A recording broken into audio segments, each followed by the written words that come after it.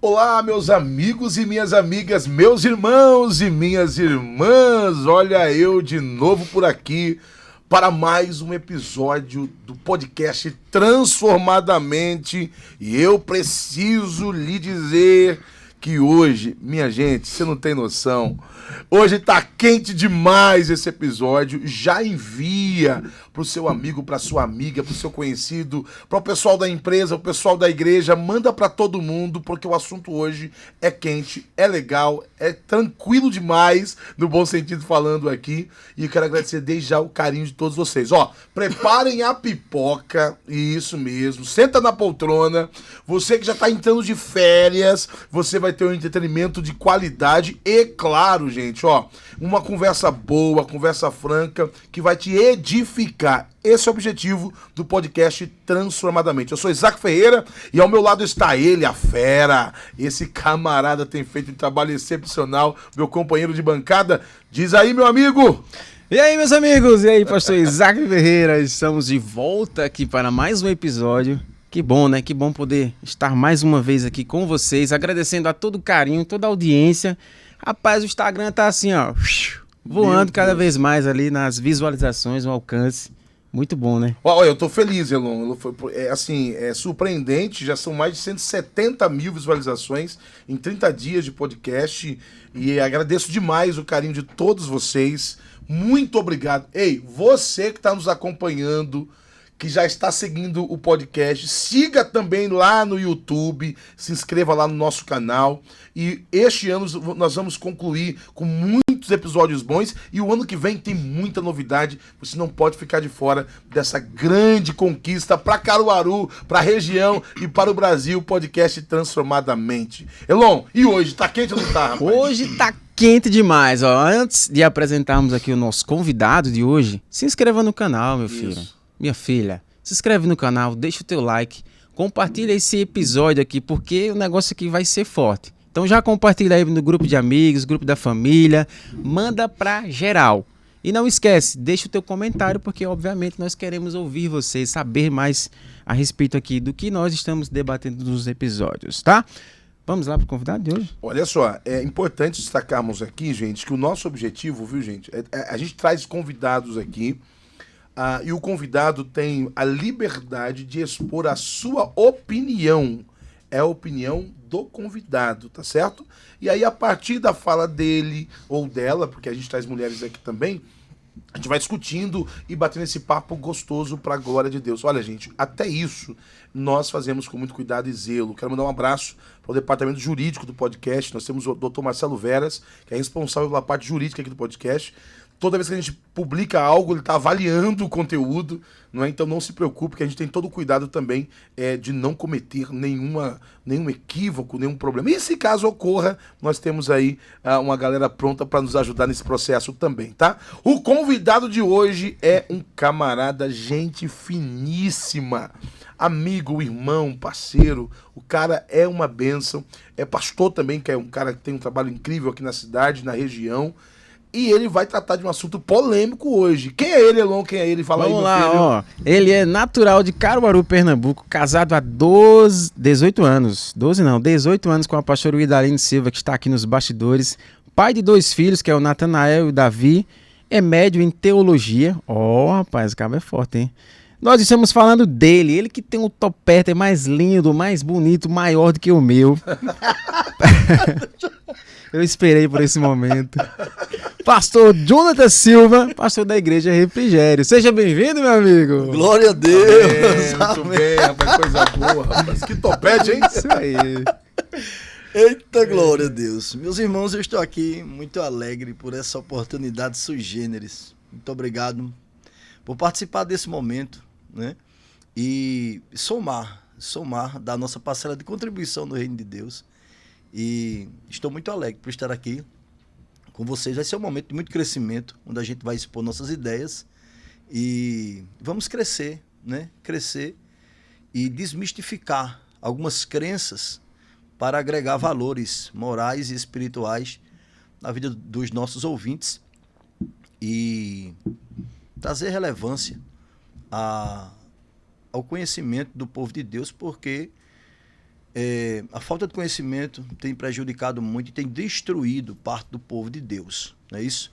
Mas estou muito alegre por estar aqui, participar desse momento, estava desejoso por estar aqui, tenho acompanhado, né, cada um dos convidados e tenho crescido, né? Então quero louvar a Deus, pastor Isaac, Elon, e é muito bom estar aqui com vocês. Que maravilha, gente. Olha, para você que está se perguntando, meu Deus, o que será que eles vão falar hoje? Veja, talvez você chegue aí, porque tem gente que vai pulando, né? Isso. O que eles vão falar? Eu vou logo dizendo para vocês. Hoje, a pergunta que não quer calar. Veja, olha o que nós vamos tratar hoje aqui. O que nós vamos tratar nesse podcast é algo muito sério.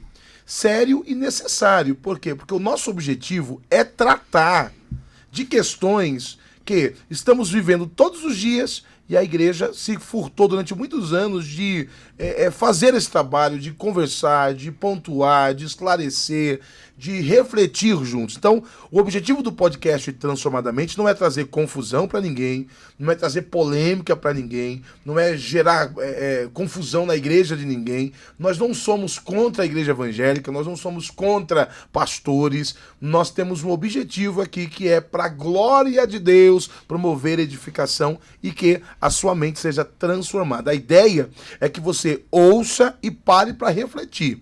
Faz sentido o que nós estamos falando aqui para você? Faz sentido o que o pastor Jonas vai falar, o que Elon falou, o que os participantes estão falando aqui? De alguma forma faz sentido? Se você concorda, ok. Se não concorda, ok também. Mas a questão é que nós estamos colocando as escrituras sagradas acima de qualquer que seja ideologia e de qualquer que seja opinião. A Bíblia Sagrada é o nosso parâmetro, é o nosso paradigma, é o nosso modelo, e por ela estamos seguindo princípios e valores, e é por essa razão que o podcast Transformadamente está fazendo um sucesso incrível. E agora vamos para a primeira pergunta, porque é sobre Natal. Hoje é um especial de Natal, e aí a igreja precisa saber. Tem gente que não sabe ainda, viu, gente? Viu, pastor Jonas? Tem gente que não sabe ainda, a gente não sabe a origem do Natal. Algumas pessoas que demonizam esse período, né?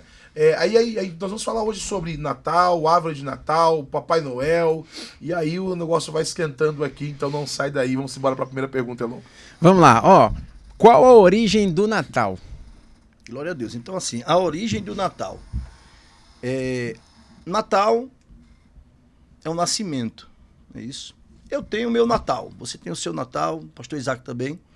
Então, nós temos que entender que a origem do Natal prende-se ao nascimento. E nascimento de quem? O nascimento de Cristo Jesus, né? Nascimento de Cristo Jesus. Então, nós precisamos dar ênfase a essa data, porque é uma data de muita relevância para o povo de Deus. Então, muitos podem ter aquela ideia, né? O Natal, ele é de origem pagã. Mas ele é de origem pagã. Eu sei que tem muitas vertentes que vai se tratar desse assunto, e até alguns mitos. Mas, para nós, o que é o Natal para nós? O Natal para nós é o nascimento. Então, só o nascimento físico? Não. Natal para nós, né, para mim, além de ser um nascimento físico, ele também trata-se de uma projeção profética, né? É o Deus que se faz humano. É um humano que vem na sua divindade habitar entre nós. Então, para mim, o sentido do Natal e essa origem também prende-se ao lugar que é Belém da Judéia. Então, quando a gente vem para a questão teológica, o Natal, ele vai focar-se na pessoa de Cristo. Na pessoa de Cristo. E eu não entendo porque muitas pessoas têm essa dificuldade relacionada ao Natal. Creio que por conta da data, né? Por conta da data, que não bate com o nascimento de Jesus, mas há uma projeção profética acerca do Natal. Por que é tão memorável essa data? Por conta da pessoa de Cristo. É por conta da pessoa de Cristo. Então, essa projeção profética, ela vem desde o Antigo Testamento. Porque Isaías 7,14 diz que uma virgem conceberá e dará à luz a um filho, e o seu nome será Emanuel. Isaías 7,14. Isaías 9,6, ele já disse que o menino nasceu, disse que o filho se nos deu, e o principado está sobre o seu ombro, seu ombro, e o seu nome é maravilhoso, conselheiro, Deus forte, pela eternidade, príncipe da paz. Então, qual é a origem do Natal? A origem do Natal, ela dá-se no nascimento de Jesus, no nascimento de Cristo. Então, eu creio que é por aí, a origem do Natal, mais ou menos isso aí. Porque na verdade, Jonatas, e você que está nos assistindo aqui, porque os estudiosos dizem isso, não foi dia 25, especificamente, que Jesus nasceu. É claro, né, é o que o pastor Jonas acabou de mencionar aqui.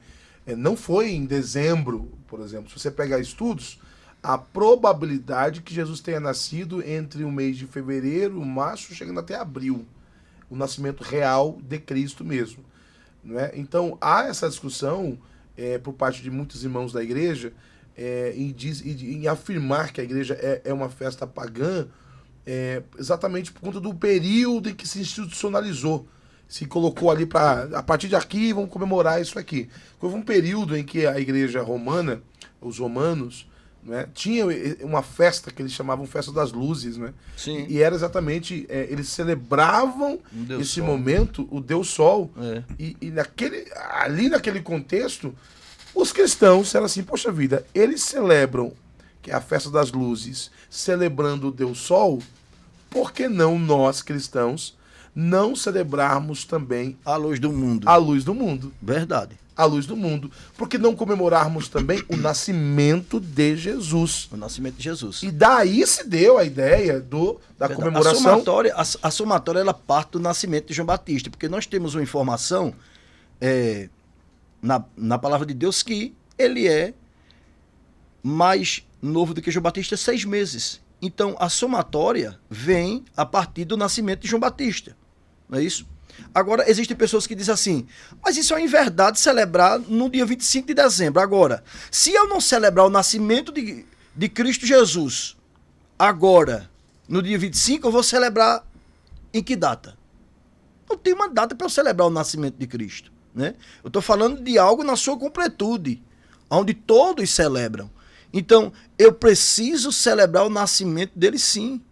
Então, se tem essa data para nós celebrarmos, que é o dia 25, então vamos celebrarmos. Vamos dar ênfase a essa data. Vamos celebrarmos e vamos dar glória a ele. Né? E louvar ao Senhor por conta dessa manifestação divina. Glória a Deus, glória a Deus. É isso, pastor Isaac. Ô, João, só um detalhe para a gente poder, o pessoal nos acompanhar aqui.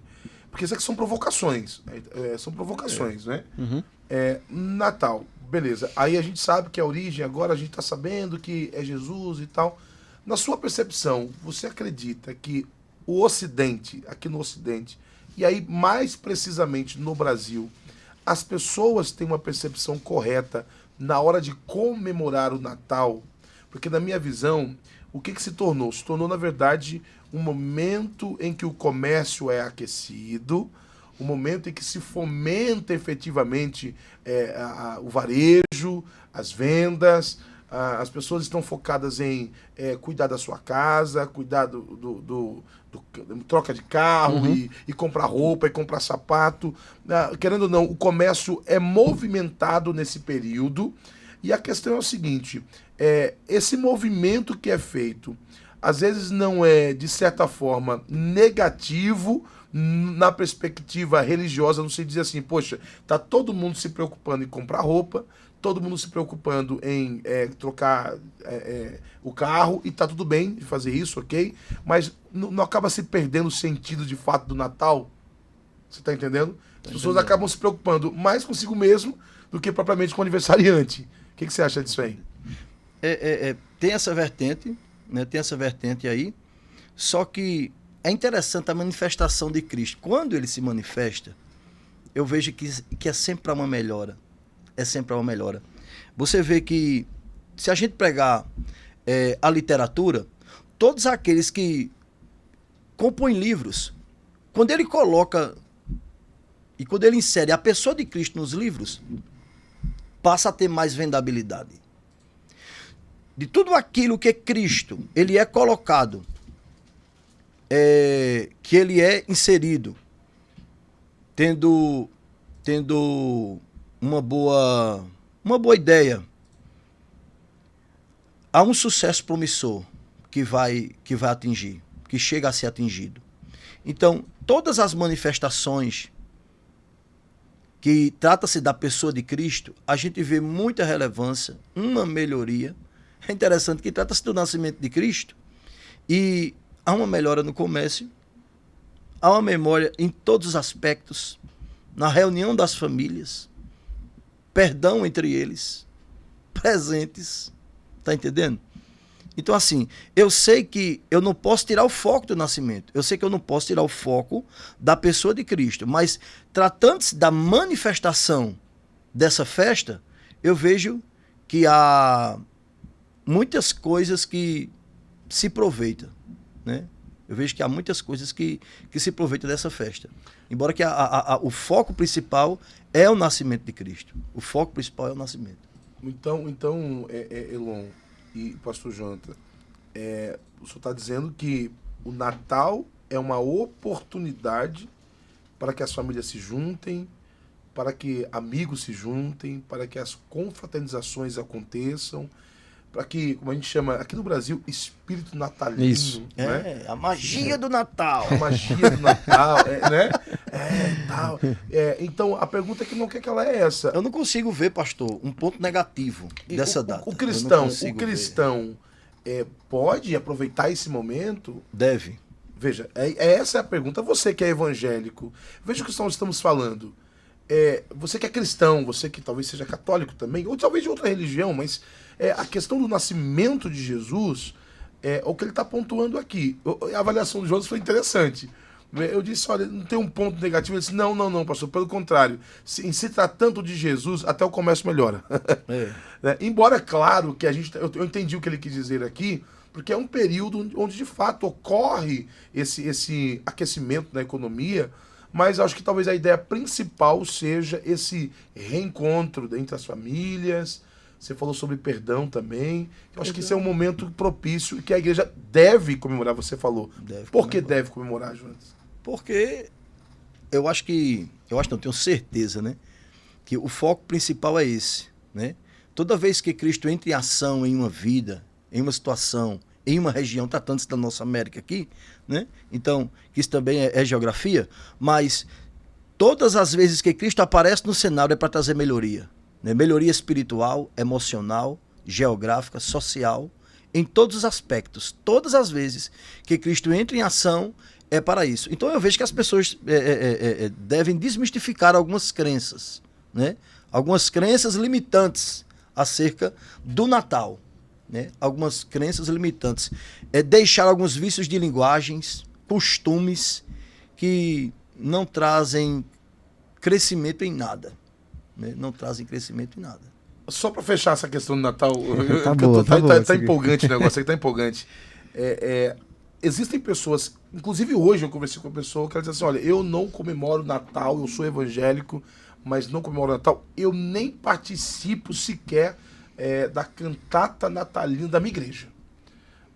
Você teria um conselho pastoral para essa pessoa que não é cristão, é evangélico, mas não curte essa ideia porque aprendeu com o pai, aprendeu com o avô, aprendeu com o bisavô, que isso não é de Deus, que isso não faz sentido, que Jesus não nasceu. Qual o conselho pastoral que poderia dar para esse irmão, para essa irmã, para essa pessoa que não comemora de jeito nenhum? Com muito carinho, com muito respeito, nós vamos nos dirigir a você. Olha para aquela câmera ali e fala lá, Jesus. Eu acho que nós sempre temos que estar aberto para novas ideias, não é isso? Para novas ideias. Nós somos um ser inteligente. No nosso cérebro há 84 bilhões de neurônios, né? Que eles captam a informação, eles processam e eles transmitem. Então, eu tenho que estar aberto para as informações, né? Eu preciso estar aberto para as informações. Então, primeiro, eu tenho que saber a etimologia da palavra, porque Natal é nascimento. E qual é o foco desse Natal? Não é celebrar a pessoa de Cristo? Não é celebrar a pessoa do Senhor que nasceu, que veio trazer luz ao mundo, trazer libertação? Né? Então, o que é que eu preciso fazer? Eu preciso ter a minha mente aberta. Ter a minha mente aberta, desmistificar algumas coisas e desmistificar a religiosidade na minha vida, porque isso não chega a lugar nenhum, pastor. Né? Não chega. Isso não chega a lugar nenhum. Né? Eu não quero entrar aqui em quem eu fui, porque eu tive que ressignificar a minha vida. Pode entrar em que você foi. Pode falar, pode falar. Eu não tenho que bater o martelo em algumas coisas, tá entendendo? Porque a religiosidade, ela tem trazido um grande mal. Ela tem trazido um grande mal para as famílias, para o contexto social, né? Os bloqueios que há por conta da religiosidade é algo assustador. Eu vejo crianças que... filhos de crentes, né? Filhos de crentes. Foi muito feliz aquele podcast que o senhor fez aqui sobre os usos e costumes e tantas coisas. Sim. Então, muitas vezes você não celebra o Natal.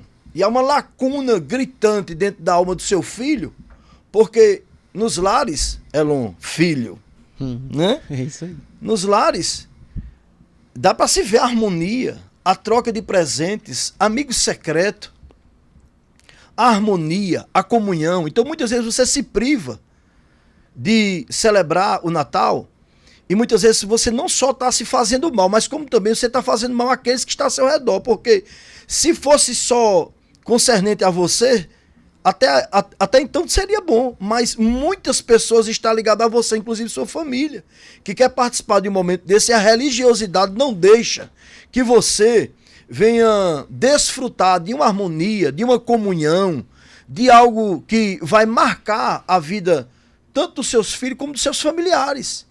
Então, muitas vezes há uma lacuna na alma, no centro das emoções, tá entendendo? E há um trauma, muitas vezes, de infância que precisa ser curado. Sim. Precisa ser curado, porque muitas crianças que são filhos de crentes têm esse conhecimento que não pode, que é coisa do diabo, que árvore de Natal, que esse momento natalino, isso é coisa do mundo. E muitas vezes você vê a lacuna nas crianças, né? Pessoas que deveriam estar participando de um momento de harmonia entre as famílias, e eles não estão, porque a religiosidade tem cegado as pessoas, pastor Isaac. Isso é forte, hein? Isso é muito Tá forte. entendendo? E, inclusive, sobre isso que o pastor Jonathan está falando, exclui também a própria criança de participar de possíveis eventos relacionados ao Natal dentro das escolas, né? Às vezes ali na creche ou na escolinha particular, tem algum evento destinado a uma cantata de Natal e aí os pais restringem. Não, meu filho não vai participar disso, porque meu filho ele é escolhido, ele é exclusivo. E aí dentro da família também acontece a mesma coisa. E aí como é que fica a cabeça da criança, né? Cresce com essa crença terrível. Ó, a questão da escola, o que ele não pontuou aqui, para ficar bem claro, existe uma questão, uma linha muito tênue aqui, porque escola hoje em dia é um negócio muito difícil e complexo, né? Nem toda festa que a escola promove, o seu filho deve participar. Isso. Nem toda festa, tá? Existem festas que as escolas promovem que, na verdade, são efetivamente contrárias à fé cristã. Então, nesse aspecto, não é legal o filho do cristão participar, né? Mas, evidentemente, a cantata natalina, eu acho que é importante a participação. Eu acho que vocês falaram uma coisa aqui muito importante, muito importante. Eu sou filho de pastor assembleiano, né? Sou assembleiano, meu pai também é pastor assembleiano, e eu cresci nesse contexto de nunca poder celebrar o Natal, porque era coisa do mundo e não tinha como de jeito nenhum, e não podia também. Eu não sei se a próxima pergunta é essa, Elon, sobre a árvore de Natal, não sei se é. Sim, é a árvore de Natal. Isso. Eu nunca tive árvore de Natal, nunca tive árvore de Natal na nossa casa, nunca teve. E aí, o ano passado, eu tenho 21 anos de casado, foi a primeira vez que eu fiz uma árvore de Natal na minha casa, acho que foi o ano passado, acho que foi isso mesmo, pela primeira vez.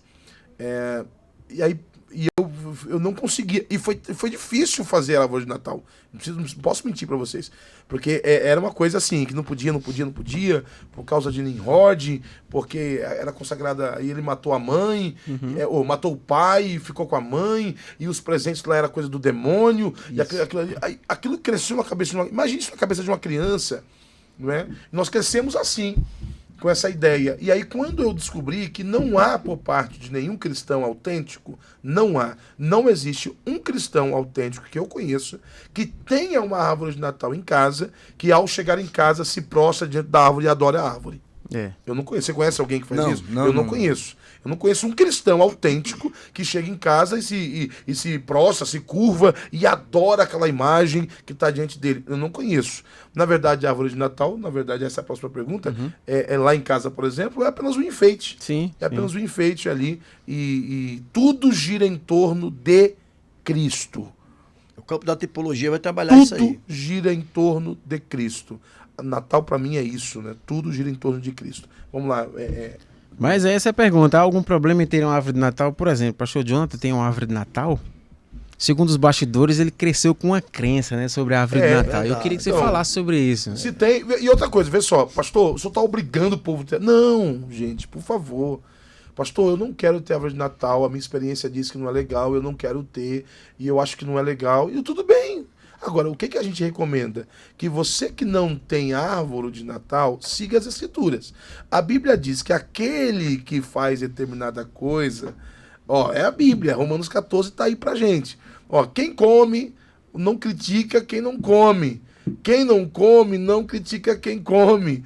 Quem acha que um dia sagrado é legal, não critica quem acha que não tá tanto faz. Tá escrito. Então, se você tem árvore de Natal na sua casa, se o sentido é glorificar a Deus, ok. Se não tem também, ok, tranquilo, gente. Maturidade. Agora ele fez uma pergunta pesada. Ele perguntou, na tua casa tem árvore de Natal? A pergunta é, o cristão pode ou não pode ter Pode ou árvore não de pode? Natal? E aí? A pergunta é Pesada. é pesada. Eu tenho duas vertentes, pode e não pode.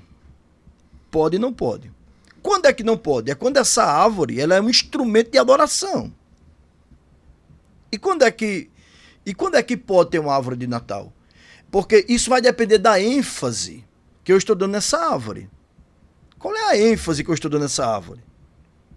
O que é que ela representa dentro da minha casa?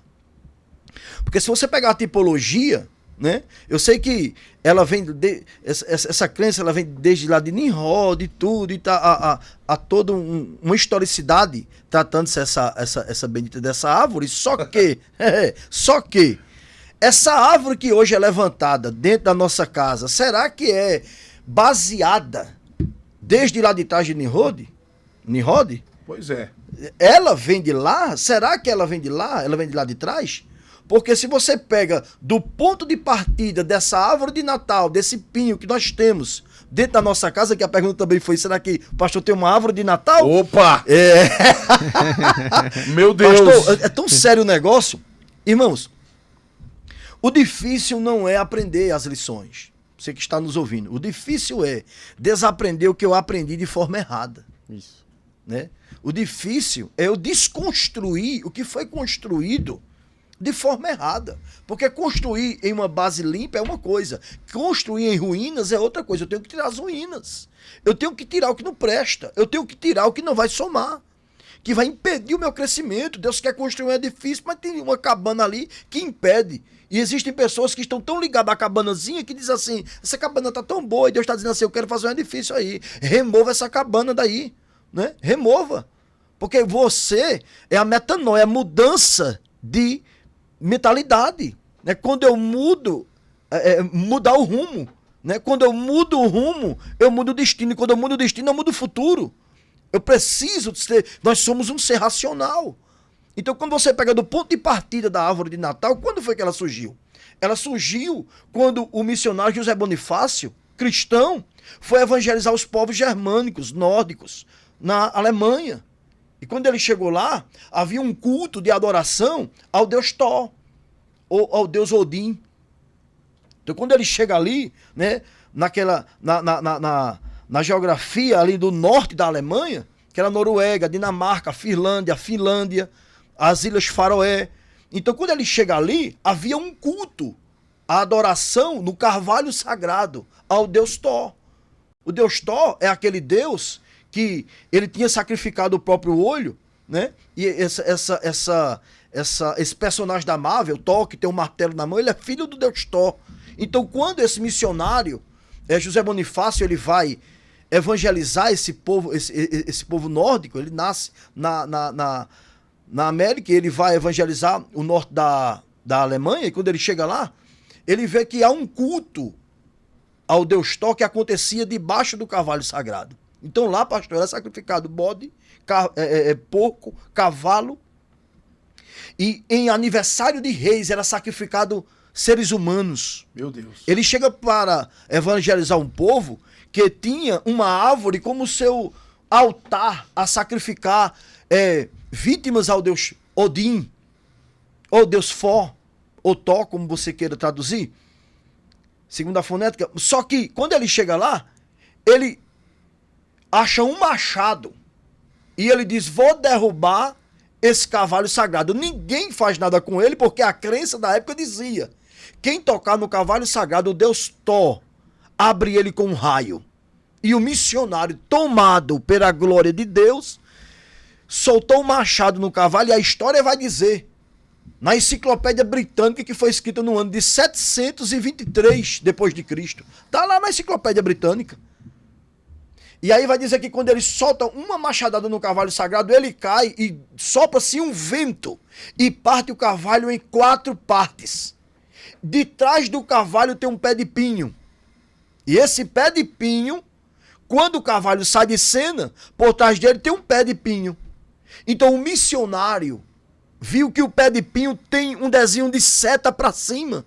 Então o missionário usa de tipologia, reportando-se a esse pinho e dizendo: o Deus que derrubou o cavalo sagrado deixou de pé um pequeno pé de pinho apontando para cima, indicando que Cristo é maior do que o Deus Tó. E as pessoas ficam estupefatizadas. Por quê? Porque a história lá na enciclopédia britânica vai dizer que o Deus Tó não foi capaz de mandar um raio contra o missionário José Bonifácio. E dali ele começa a pregar para as pessoas e a dizer: este pinheiro e todos os pinheiros que há, eles não só devem estar na floresta, mas eles devem estar na sua casa, como tipo de uma resposta que Deus enviou seu Filho unigênito para que todo aquele que nele crê não pereça, mas tenha a vida eterna. E ele é uma resposta, porque como o pinheiro aponta para cima, aí José Bonifácio diz que a árvore de Natal tipifica uma resposta de Deus para os povos nórdicos da Alemanha. E é quando Martinho Lutero, que é o primeiro cristão a colocar iluminação em árvore de Natal, a história diz que ele traz um pé de pinheiro para dentro de casa e ele coloca velas na árvore de Natal. É interessante que a árvore de Natal, ela é um pinheiro que aponta para Cristo. As velas na árvore de Natal aponta Cristo como a luz do mundo, e em cima da árvore tem uma estrela. E essa estrela indica a estrela de Belém. Então eu queria saber qual é a sua dificuldade em colocar uma árvore de Natal dentro de casa. Então pega esse gancho em nome de Jesus, coloca a tua árvore, vai viver em harmonia. Coloca lá presente para os teus filhos. E quando eles perguntarem quem foi que mandou os presentes, aí tu diz para eles. Diz que foi o Deus da glória que te deu condições de tu proporcionar aquele momento para a tua família. Desmistifique essas coisas que não trazem crescimento, porque por muitos anos eu vivi cego. Eu vivi cego. Coisas que não acrescentavam, Elon, meu pastor Isaac, não acrescentava em nada. Uma religiosidade que não se podia nada. E depois você via as pessoas em harmonia. Eu tenho essa lacuna desde a minha infância. Meu Deus. Desde a minha infância, porque minha mãe queria sempre ter uma árvore de Natal e não tinha condições. E ela pegava um galho no mato, forrava de algodão, só que não tinha presente. E aí tem um espírito de miséria que agiu na minha vida por anos, quando eu não era crente, e até depois que eu aceitei Jesus. Isso daí é uma vertente para outro dia. O espírito de miséria na vida de muitos crentes que precisa ser expulsado em nome de Jesus. É tanta religiosidade sem resultado. Para que tanta religiosidade sem resultado nenhum? Essa árvore de Natal foi levantada. Ela foi levantada e ela tomou uma exponencialidade muito grande depois que o rei levantou também uma árvore de Natal. E é interessante que você pode até dizer, ela tem origem pagã. Então muitas pessoas dizem assim, ela tem origem pagã? Para nós ela tem origem pagã? Para nós não. Para nós ela tipifica o nascimento de Cristo. Ela aponta para Cristo. Agora é interessante, nos povos nórdicos não se dizia que essa árvore tinha origem pagã, porque a origem pagã era do cavalo sagrado para lá. A árvore, ela era um instrumento de libertação para o povo. foi um instrumento de libertação, porque as pessoas deixaram de se apegar ao cavalo sagrado, ao Deus Tó, para se ligar a Cristo. E houve uma revolução muito grande, até que Martinho Lutero deu um ponto inicial e disse, vou colocar luz nessa árvore. Que coisa linda, cara. É um negócio tremendo. Está lá na Enciclopédia Britânica. Hoje nós temos a Biblioteca de Alexandria na nossa mão, ué. Lá no Google, né? No chat GPT. Isso é a Biblioteca de Alexandria, a biblioteca maior que existe. Então você tem ela, tem lá. Agora sabe por quê? A Bíblia diz que o meu povo foi destruído. Sabe por quê? Porque faltou conhecimento. Faltou conhecimento. Não quer buscar o conhecimento. É um vício de linguagem, pastor, que você acaba aqui tomando na sua mente, diz assim, bate o martelo, Elon, e diz assim, pronto, é isso aqui, será que é isso mesmo? Pois é, e assim, o conhecimento, a busca pelo conhecimento, não é um caminho fácil.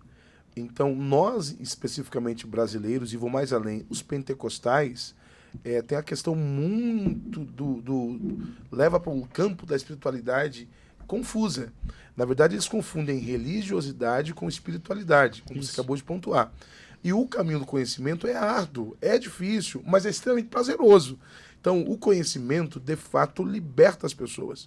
Então, e conhecereis a verdade, e a verdade vos libertará. E há muitas pessoas que precisam conhecer a verdade. Há muitas pessoas que estão dentro da igreja, que são frequentadoras do culto, que têm a carteirinha de membro, que está lá dizendo, olha, eu sou da igreja A, da igreja B, da igreja C, mas não tiveram um encontro real com Cristo. Através do conhecimento, a gente descobriu, pastor, que aquela tese antiga que dizia que as bolas de Natal, as bolas colocadas na árvore de Natal era cabeça de crianças, isso é um mito, isso aí. Isso nunca existiu. Olha isso.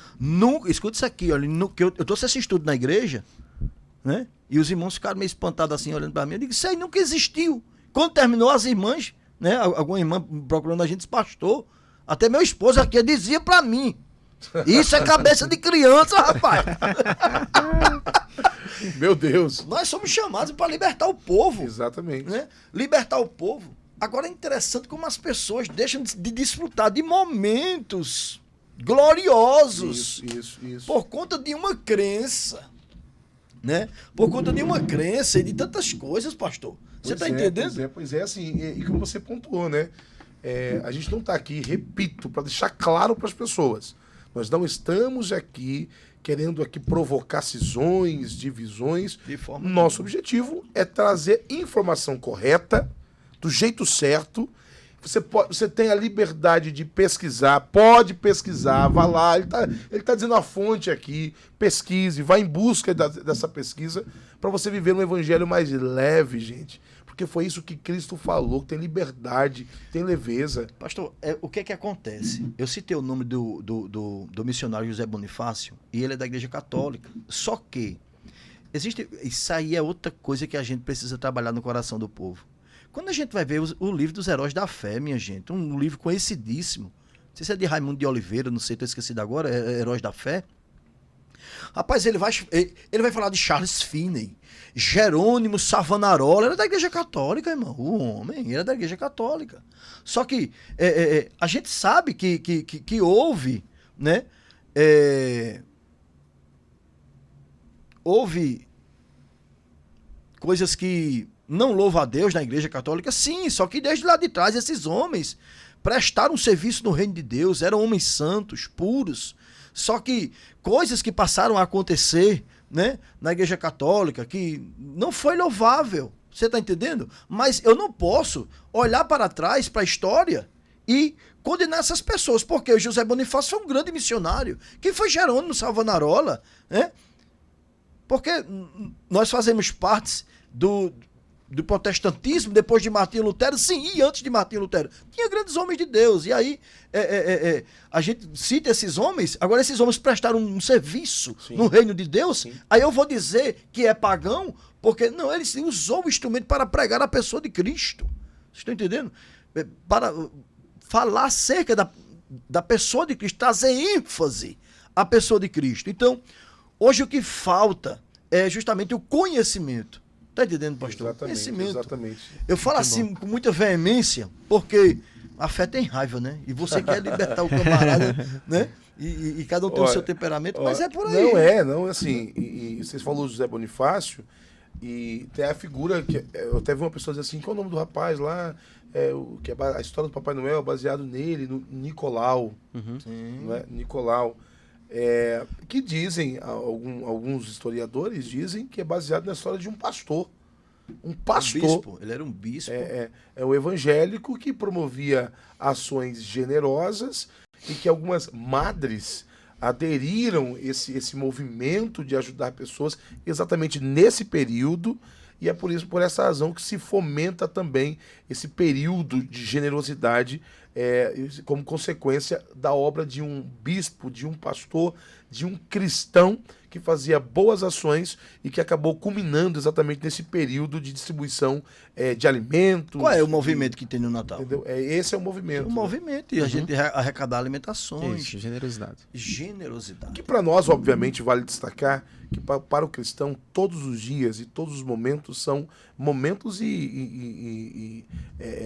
a gente tem todo dia, todo momento é para nós importante para fazermos esse trabalho.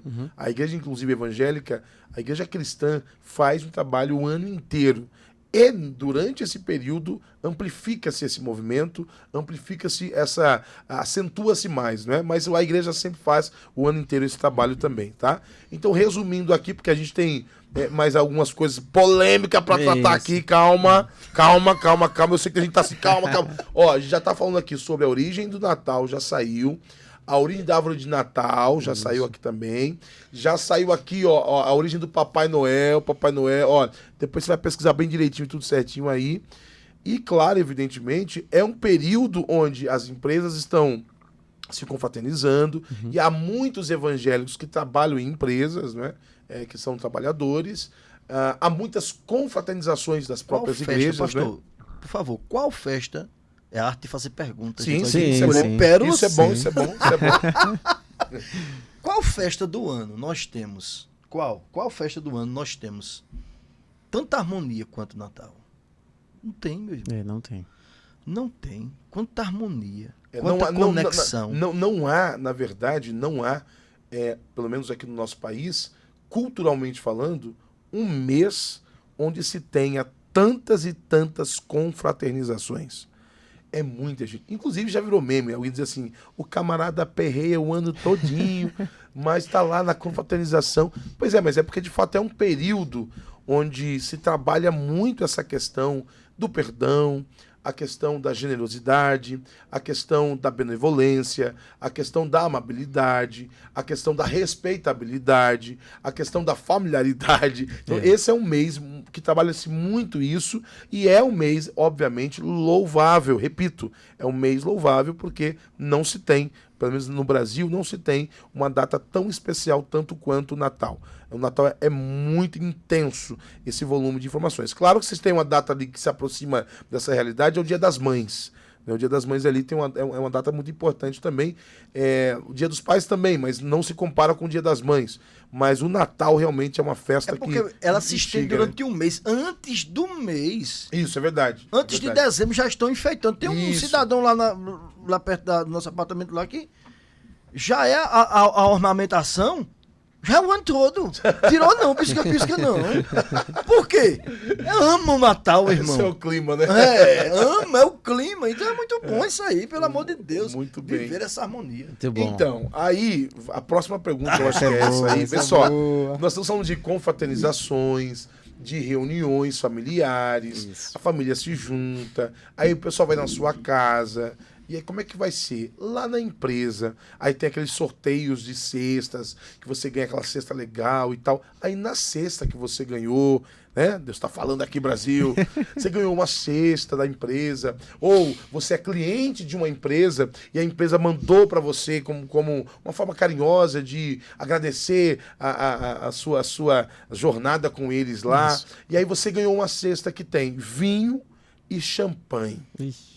Olha só. Em alguns casos, até o uísque. A pergunta que não quer calar.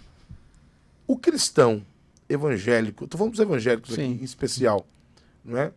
Pode beber champanhe, pode beber vinho, pode beber cerveja, pode beber uísque. O que a palavra de Deus nos orienta? Olha que pergunta pesada. Pastor, o ano inteiro eu não bebo, mas no Natal eu tomo meu vinhozinho. Pastor, olha, não bebo de jeito nenhum, mas no Natal eu tomo minha champanhezinha. Pastor, não bebo de jeito nenhum, mas no Natal um copinho só de uísque também não faz mal a ninguém. Não, pastor, eu não bebo de jeito nenhum, mas no Natal eu tomo uma cervejinha Heineken. Ou aqui desce redondo, né? Aqui desce redondo. Enfim, a questão é, pastor, na sua opinião, pastor, é a sua opinião que vai falar aqui agora. É a sua opinião. Na sua opinião, o cristão pode beber esse tipo de bebida no meio da família, tá junto, tá tomando a sua bebida, como diz uma expressão, beber socialmente? O cristão pode beber Beba socialmente. com moderação. Isso. Olha a voz, ele tá em todo mundo agora, né? Foda, é um negócio tremendo, não? Vamos lá. É um assunto polêmico, muito polêmico. Todas as coisas me são lícitas, né? Mas nem todas me convêm. Cristão pode ou não pode. Aí a gente sempre se reporta à Bíblia. O que é que a Bíblia fala sobre isso? Né? Você vai ler Provérbios 20, versículo 1, Salomão dizendo assim: o que entra pela bebida forte nunca será sábio. Porque é uma porta de entrada. Eu vou beber socialmente, pastor. Sim, você vai beber socialmente. Isso é uma porta de entrada. Isso é uma porta de entrada. Eu acho assim, quem nunca teve complicações com pessoas que viviam bêbadas em casa, até pode surgir no coração assim, eu vou beber socialmente. Eu acho que ele nunca teve complicação com pessoas que bebiam em casa. Eu já tive, muita. Eu tenho uma experiência vasta desde criança com um pai que era alcoólatra, né, que bebia sempre. E aí, Paulo vai falar em Gálatas também 5:21, que as obras da carne, uma delas são a bebedice, né? É interessante que Paulo vai frisar, no versículo 16 do capítulo 5, ele diz assim: digo-vos, porém, andai em espírito e não cumprireis a concupiscência da carne, porque a carne cobiça contra o espírito e o espírito cobiça contra a carne. E este opõe-se um ao outro para que não façais o que quereis. Porque se somos guiados pelo espírito, não estamos debaixo da lei, porque as obras da carne são manifestas. Quais são? Ele vai dizer: prostituição, impureza, lascívia, bebedice. Aí ele entra na bebedice. Você diz assim, mas eu vou beber socialmente. Né? Então, se eu vou beber socialmente, eu posso tomar o meu champanhezinho. Não é isso? Só que vamos entrar na composição. Aí você diz assim, não, mas Jesus transformou água em vinho. Aí você precisa se reportar ao original. Porque eu tenho o tiroche e o iaim. Né? Eu tenho o vinho fermentado e eu tenho um vinho que é fresco desde o cacho da uva. Então, está comprovado que o vinho que Jesus Cristo transformou em Caná da Galileia, ele é um vinho fresco e não estava fermentado, porque é um vinho novo. Ele não poderia beber. Isso aí foi o escritor Plínio que escreveu. E ele disse assim: poderia beber bastante, que não embriagava. Não embriagava. É a mesma coisa do vinho que a gente serve na Santa Ceia mensalmente, todos os meses. Aquele vinho ali, ele não tem, ele não embriaga aquele vinho ali. Aquele vinho ali não embriaga. Então, muitas vezes eu não posso achar esse subterfúgio. Para quê? Para beber. Então, assim, pode ser que você não tenha tido complicação com isso. Porque meu pai, ele bebia, e se você perguntar quando foi que ele começou a beber, ele começou a beber socialmente.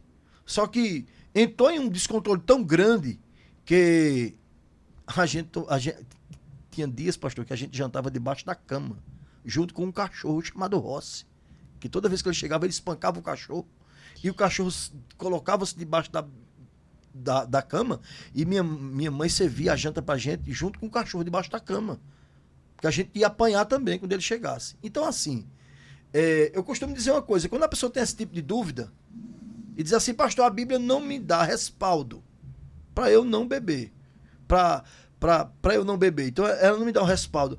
Eu só digo uma coisa simples: você já orou? Você orou? O que é que o Espírito Santo lhe comunicou? Porque ninguém fala mais do que o Espírito Santo. Ninguém. Qual é o seu conselho, pastor? Qual é o seu conselho? O meu conselho é aquele conselho, pastor: não beba.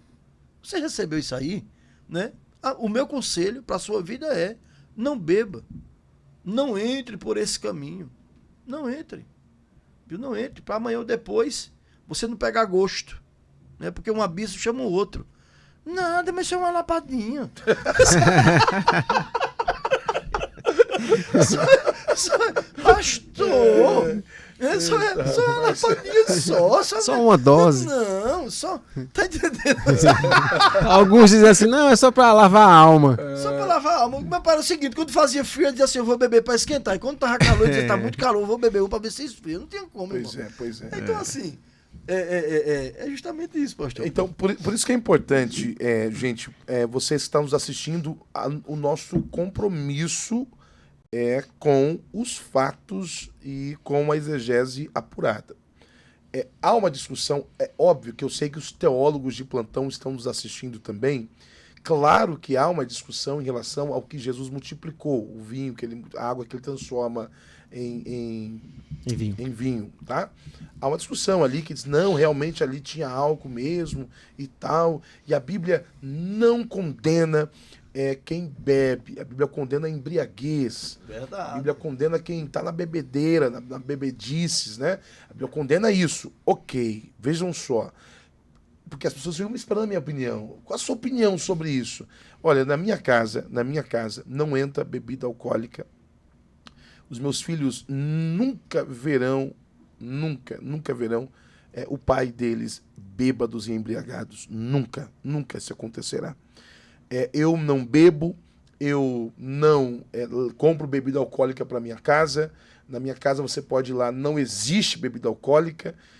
Eu não quero que os meus filhos bebam, mas nem socialmente, pastor, eu não quero que eles provem de algo que eu sei que no futuro é muito nocivo e é muito ruim. Ah, mas espera aí, o senhor não falou nada. Eu estou reproduzindo com muita clareza. A Bíblia diz, é a Bíblia quem diz, não sou eu. É a Bíblia quem diz que os que estão... Tá aqui, você acabou de citar aí. Os que vivem na bebedeira, nas farras, curtição. Isso aqui é uma coisa. Pastor, mas eu estou falando de beber uma champanhezinha só. A gente bateu lá e tomou uma champanhezinha e só foi isso, pastor. Misericórdia, eu vou pro inferno. Calma, porque eu preciso também ser responsável. É verdade. Ninguém vai pro inferno, por favor. Ninguém vai para o inferno. E eu quero que alguém me prove que vai. Ninguém vai para o inferno se acontecer de um dia você tomou um copo de vinho, se acontecer de você, nesse período, você bebeu uma champanhe lá na sua família e você acabou tomando champanhe também, não ficou bêbado, não se embriagou, não caiu, não tomou lapada, não ficou escandalizando o nome do Senhor. Ninguém vai para o inferno por conta disso. É importante que digamos isso também. E os que estão nessa situação também não vão, porque Cristo vai resgatar. Isso é o que nós cremos. É isso, exatamente. Exatamente. E as pessoas estão bebendo, farrando, curtindo e tal. A nossa orientação e a orientação da palavra é que a pessoa se converta. E deixe disso, porque o fato é que tem gente que não usa drogas ilícitas, mas a bebida é uma droga lícita. E aqui que está um grande problema, porque a droga, gente, que é ilícita, tem uma negatividade. Não, a maconha, a cocaína, o crack, ok, isso é negativo. De fato, a gente já tem uma repugnância sobre isso. Mas o álcool, como é liberado, então ele é muito nocivo para as famílias. Está aqui alguém que acabou de pontuar algo dramático de uma criança ter que jantar em casa com o cachorro porque o pai, infelizmente, é um alcoólatra. Talvez você esteja vivendo um momento assim também e sabe da relevância do cuidado que temos que ter o abismo chama outro abismo e é muito verdade. Aliás, já existem pesquisas que apontam, você pontuou muito bem aqui, que a bebida alcoólica é a porta de entrada para outros tipos de drogas. Então, recomendação minha, do pastor Jonatas, do podcast Transformadamente. Se puder evitar beber, evite. Você vai pro inferno tomar um pouquinho de champanhe? Não, ninguém está dizendo que você vai pro inferno, pelo amor de Deus, tá? Mas, se você puder evitar, evite. E outra coisa importante, se você está num ambiente onde as pessoas têm você como cristão, poxa, não faça vergonha, não envergonhe o nome do Senhor. Você tem que agir de forma diferente. O cristão precisa agir de forma diferenciada. Não é legal o cristão estar num bar tomando cerveja com os amigos. Pelo amor de Deus, irmão. E outra vez verei da diferença. Aí você fala assim, não, mas eu conheço um pastor que faz... Eu vi um pastor dizer assim, hoje eu tô aqui tomando a minha cerveja e tal, junto com meus amigos. Olha, eu acho que isso é escândalo.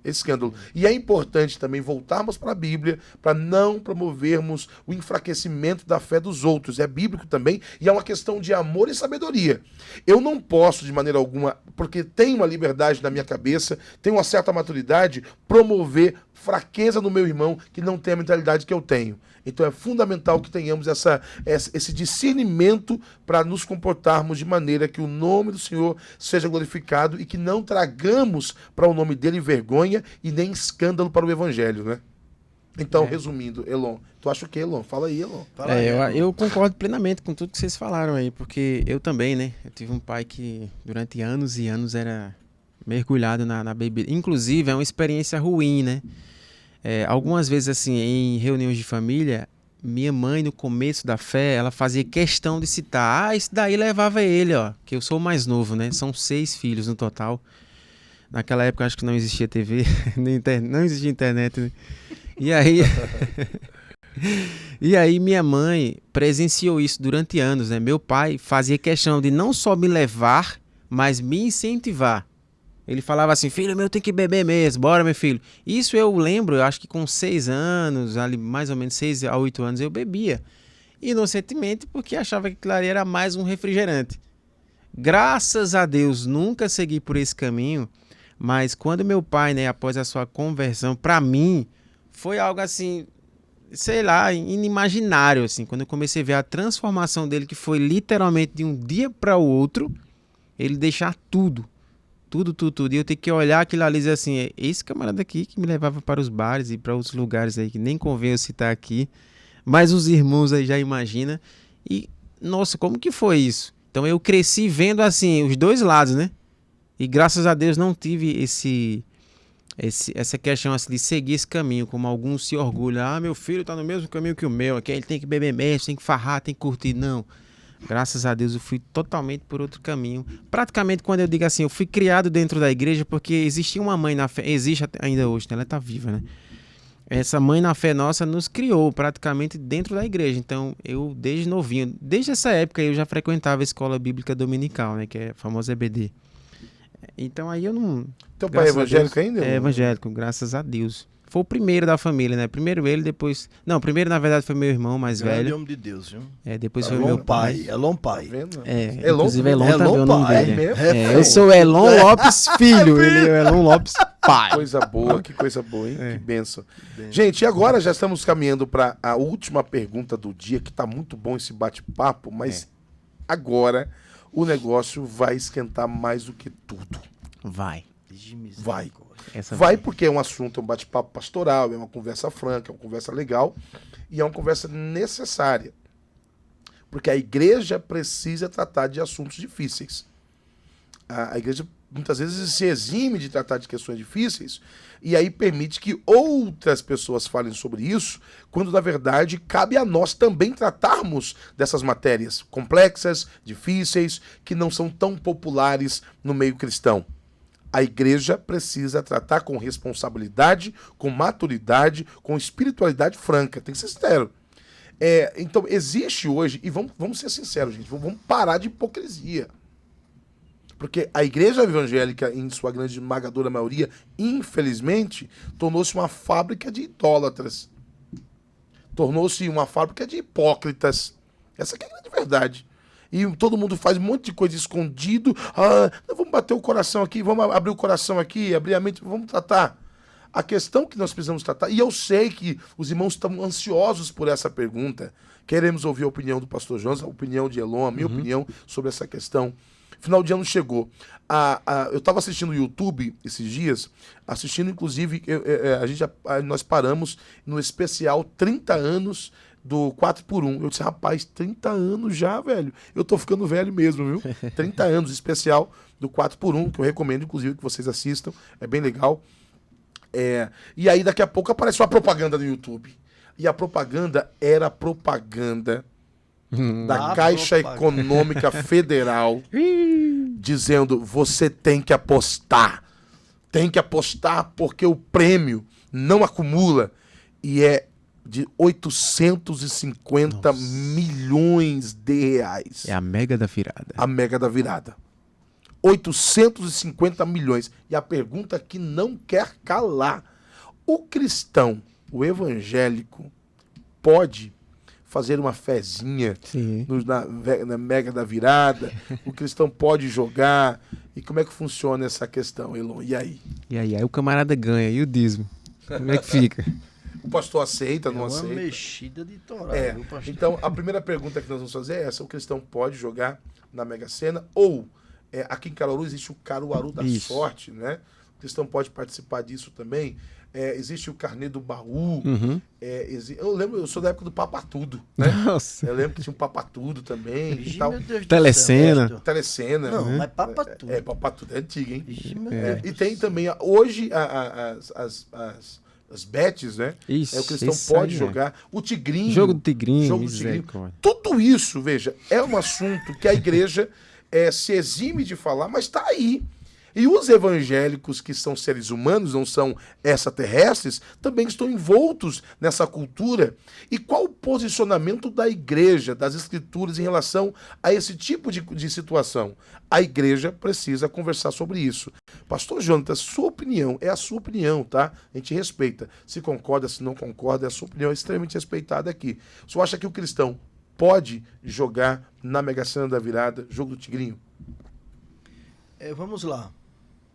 E outros jogos também, tá? Não é só Tigrinho, não. Com muita transparência aqui. Não. Aí você diz assim, pra concorrer isso aí joga quanto, mais ou menos? Eu não tenho nem ideia. A Mega da Virada é 850 milhões. Não, né? o prêmio eu Mas sei, mas quanto é quanto que você joga pra... tem que investir? Eu não sei. O bom é isso, né? A gente não sabe. Depende de quantos números você escolher, a Eu não produção tá jogo, falando né? aqui. Então nunca joguei, então não sei. Graças a Vamos Deus lá. que não Aí sabe. você Sim. diz assim, pastor, é 850 milhões. Milhões. Aí tem uns que diz assim, eu nunca joguei. Só que esse ano eu tô com vontade de jogar. Isso. Primeiro, pastor, a pessoa diz assim, eu não sou viciado em jogo, não jogo em Tigrinho, Caruaru da Sorte, nem nada. Mas eu quero jogar esse ano. A questão em pauta é, veja, deixa eu frisar aqui duas coisas com muita clarificação aqui. Veja o que é que está escrito em Provérbios 28, 22. Diz assim, aquele que tem olho mau corre atrás das riquezas, mas não sabe que há de vir sobre ele a pobreza. Aquele que tem olho mau corre atrás das riquezas, mas não sabe que há de vir sobre ele a pobreza. Então o que é que Salomão está dizendo? Que quem busca a riqueza virá sobre ele a pobreza. Ah, pastor, mas está se tratando aqui de 850 milhões. Vamos lá. Provérbios 13, 11. Está escrito assim, a fazenda que procede da vaidade diminuirá, mas quem a junta pelo trabalho terá aumento. Quem falou isso aqui foi Salomão, um homem mais rico que pisou nessa terra. Qual é o conselho que o senhor dá, pastor? Joga ou não joga? Não jogue. O que eu vou falar aqui agora é sério. Não jogue não. Pastor, e se eu ganhar? Eu vou dizer com propriedade que você que tenta a sorte. Primeiro, sua mente não está codificada a uma mente milionária. Não está. Porque existe um termostato financeiro na vida de cada pessoa. Donald Trump, se não me falo a memória, ele já quebrou 3 vezes.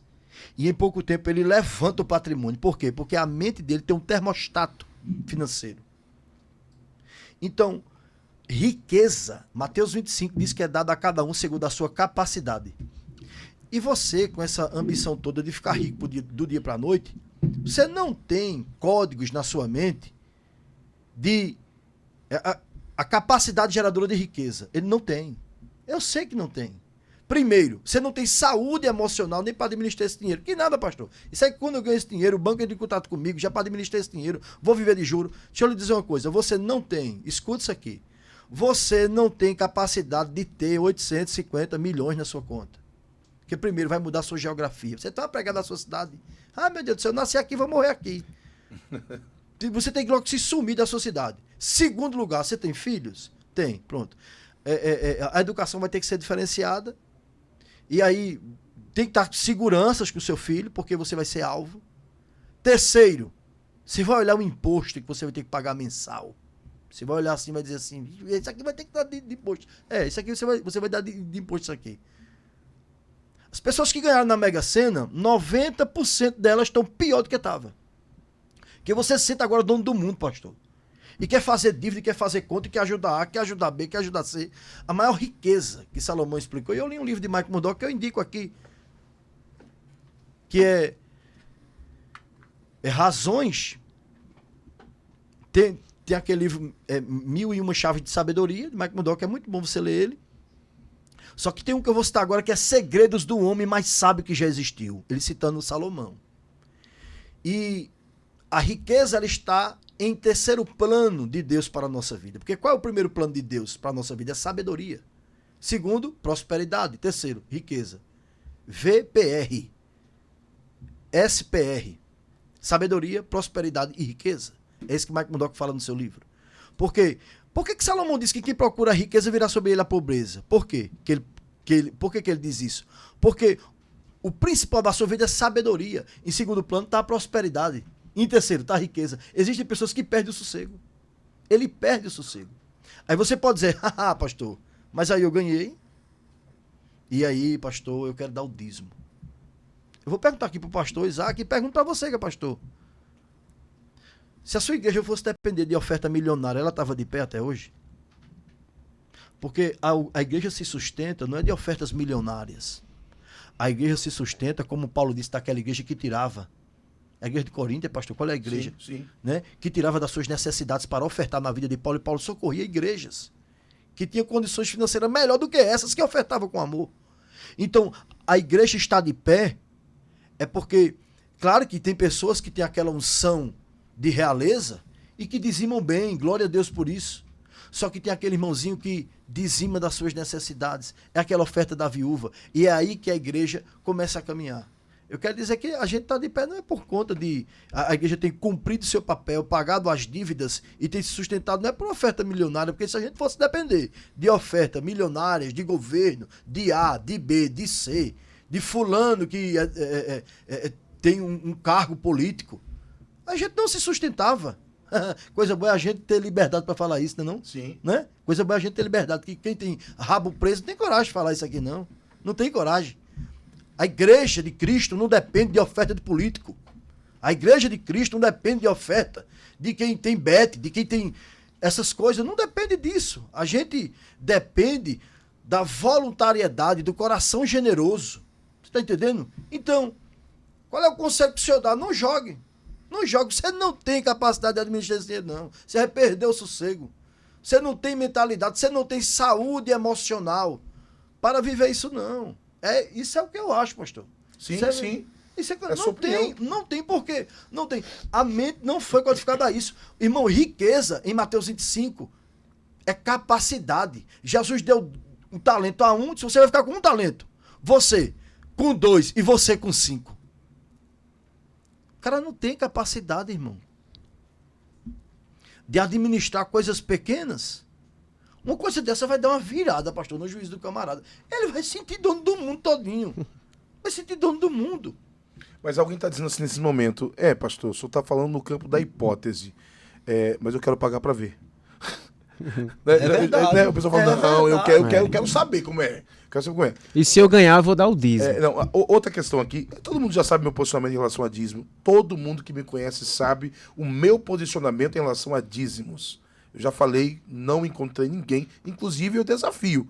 Eu desafio qualquer teólogo, qualquer pastor, qualquer líder de igreja que venha discutir comigo aqui do podcast Transformadamente para dizer que Jesus impôs dízimo, que Paulo impôs dízimo, o dízimo tem que ser dizimista e tal, senão vai para o inferno. Eu quero que venham. Até hoje não encontrei ninguém para debater comigo em relação a essa questão do dízimo, que eu sou muito consciente de como é que funciona a questão da generosidade, como você pontuou, e da voluntariedade dos irmãos. A questão do jogo, em primeiro lugar, jogo do bicho é contravenção penal. Há irmãos viciados em jogo do bicho. Estou falando aqui porque eu sei que tem. Então, isso é contravenção penal. Um crime de menor potencial ofensivo. Em alguns casos nem chamam de crime, mas é contravenção penal. Está lá na nossa lei. Então, extremamente reprovável essa atitude. Há quem seja viciado no Caruaru da sorte. É outra atitude também reprovável. Há quem esteja viciado agora em bets. E viciado de forma absurda. Perdão. Vício também. Problema gravíssimo. Outros são viciados no tigrinho. Problema. Pastor, o que é isso? Um grave problema. Aliás, eu preciso dar um alerta aqui. Alerta! Olha, você que joga com constância no tigrinho e nessas bet e nesse Caruaru da Sorte, é viciado. Olha, o vício tem destruído famílias. Jogos têm destruído famílias. Empresas têm se destruído. Então, muito cuidado. Você que é cristão, não se iluda com isso. Não se iluda com isso. A minha palavra pastoral é, primeiro, ninguém vai para o inferno. Eu sempre foco nisso. Não é uma questão de salvação. Se alguém, como você pontuou, não é viciado, decidiu jogar esse ano.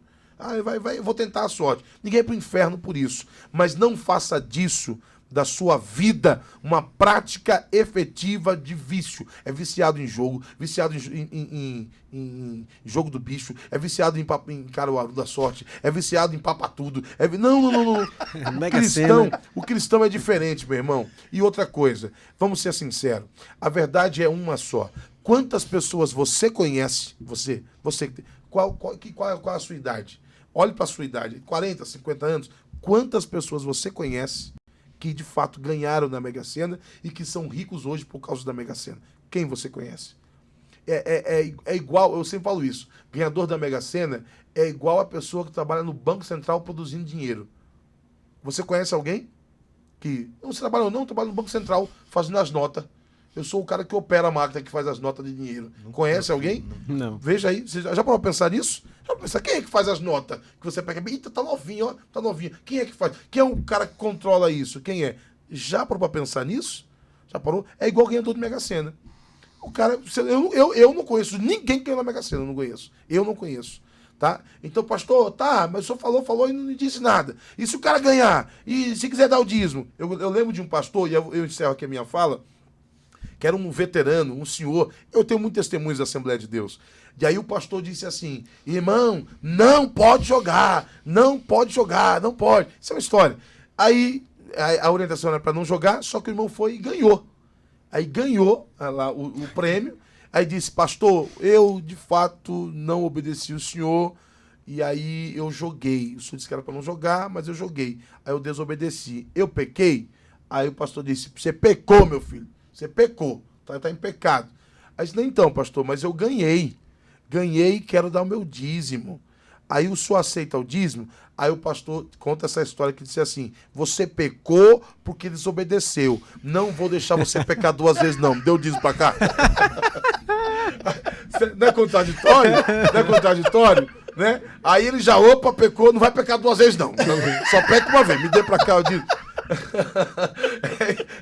Tem muita gente assim. Vamos deixar a hipocrisia de lado. Veja, eu não jogo, eu não incentivo ninguém a jogar, eu não bebo, não incentivo ninguém a beber, eu não tenho tatuagem, não incentivo ninguém a fazer tatuagem, eu não tenho esse tipo de práticas, eu não tenho, e não incentivo ninguém a fazê-lo. Agora, preciso pontuar que a questão é vício. Se você está viciado no jogo, é viciado em Mega Sena, viciado, a gente não joga só na virada. Joga toda semana.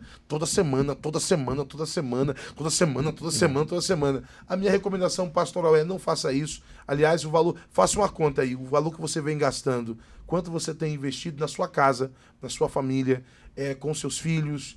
Às vezes você gasta um valor aí excessivo. É besteirinha. Mas uma besteirinha que você, quando você faz a contabilidade do ano, já dá um estrago. Dá para comprar menos uma Coca-Cola. Você perder para tomar uma Coca-Cola gelada. Zero, uma Coca zero.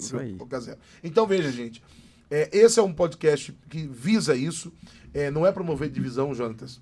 Claro. A gente quer debate de ideias. Debate de ideias, conversar, tratar com você crescimento. A nossa recomendação é essa: tome cuidado com o vício, não se renda a isso. Onde quer que você esteja, faça a diferença. Seja um cristão que as pessoas possam olhar e dizer é crente, e quando conviver com você, possam confirmar realmente é crente. Porque algumas pessoas que só na aparência é que são evangélicos, é que são crentes, é que são diferentes. A aparência conta também, tá? Mas a essência vale muito mais. Que todas as pessoas que possam cruzar com um cristão autêntico, possam ver Cristo nessas pessoas. É isso que faz toda a diferença. Final de ano, junta a família, junta todo mundo, não recrimina. Se você for convidado para ir na casa de alguém que tem árvore de Natal, respeita, meu irmão. Respeita a casa do irmão. Se você foi convidado para um ambiente que o pessoal está bebendo lá, você pode ir lá. É a sua família. Ora por eles, não precisa se envolver. E outra coisa importante, é um recado importantíssimo aqui para a gente terminar agora. Cuidado com suas postagens nas redes sociais. Há ambientes que você está indo por respeito à sua família, você não precisa publicizar isso, colocar para todo mundo ver. Vai lá, ora, faz a diferença. Onde quer que você esteja, seja diferente. Amém, meus irmãos? Isso, muito bom. Palavras finais de Jonatas. É isso aí, reverendo. Manda aí suas palavras finais. Manda Natal, um Feliz Natal pro povo agora. É verdade. Eu quero aqui agradecer esse momento, né? A minha amada esposa que está ali, pastor Idalino também. Vai vir o ano que vem aqui, o Idalino. Glória a Deus. Glória a Deus. Quero agradecer a Deus pela vida dela, sempre muitos anos aí andando conosco. E eu quero aqui agradecer ao pastor Isaac, Elon, que bom, que maravilha, que momento muito legal de crescimento, né? Quero desejar um Feliz Natal para você, para sua família, né? Que esse ano 2026 venha ser um ano de muita prosperidade em todos os âmbitos em sua vida. E é isso aí, eu quero louvar a Deus por esse momento, onde a gente pôde somar de alguma forma no reino de Deus, na vida das pessoas, que nós entendemos que o legado não é aquilo que eu deixo para alguém, é aquilo que eu deixo em alguém, né? Aquilo que eu deixo para alguém se deteriora, se acaba, né? Mas aquilo que eu deixo para alguém, em alguém, né? É algo relevante, é algo que soma para a eternidade, e esse é o nosso desejo, é que você cada dia cresça mais na graça e no conhecimento que há em Cristo Jesus. O que é legado, João? Legado não é o que eu deixo para alguém. Legado é o que eu deixo em alguém. Fantástico. E nós estamos aqui deixando um legado em você. Porque tudo que é deixado para você, físico, se deteriora, se gasta. Muitas vezes você não tem nem capacidade administrativa, aquilo vai embora e acabou-se. Mas o que eu deixo em você, através do conhecimento, da graça de Deus, do reino espiritual, isso soma para a eternidade. Isso nunca mais vai sair de você.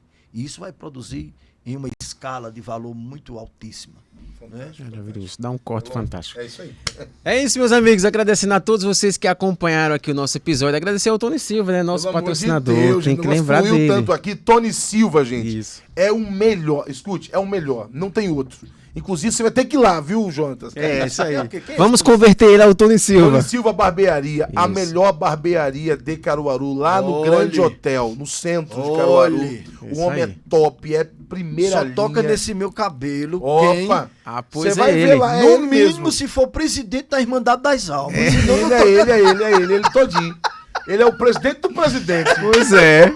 Gente, Tony Silva é patrocinador do programa, tá certo? E você que quiser ser patrocinador pro programa não parar, pro podcast continuar, entre em contato com a gente. Isso. Ó, e hoje tem caneca personalizada aqui, mano, ó. o negócio tá Rapaz, chique, hein, o negócio produção? tá bonito, hein? E eu tô com a camiseta da mentoria Transformadamente, porque a gente tem uma mentoria que volta em janeiro também, a mentoria. Muito bom. Beijo no coração de vocês. se Feliz inscrevam no Natal, canal. né? Feliz Natal! Feliz Natal a todos vocês. Deus abençoe. Valeu, gente. Feliz Ano Novo.